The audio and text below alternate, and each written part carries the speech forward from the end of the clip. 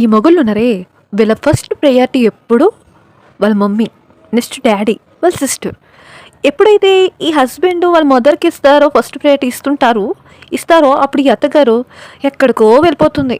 అబ్బా నా కొడుకు అని అంటారు.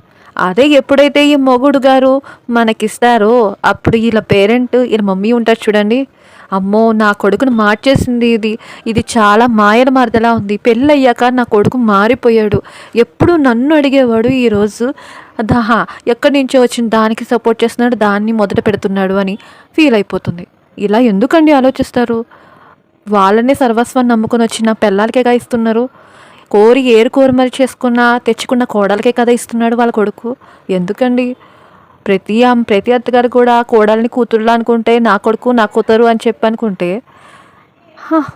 అలా చూసుకుంటే కోడల్ని కూతురులాగా ఇంకేముంది? అప్పుడు కొడుకు ఎక్కడ పెట్టుకున్నా, నెత్తి మీద పెట్టుకున్నా కోడల్ని ఫీల్ అవ్వదు ఏ అత్తగారు కూడా.